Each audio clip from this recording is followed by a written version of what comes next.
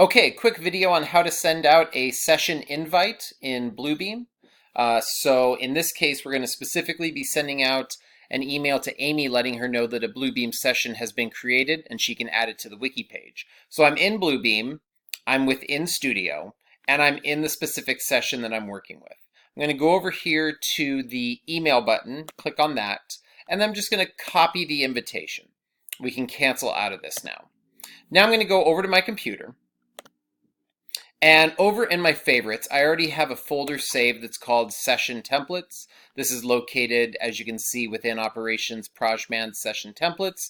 There's some other videos you can watch to show how to get this into your favorites. We've started adding templates, not many now, but there will be add-in. We've got one for Bluebeam Wiki ID. I'm going to open that.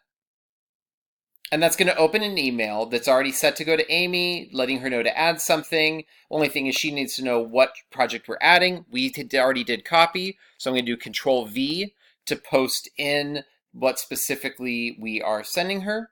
Now I'm just going to let her know who's sending it, so we'll add my signature.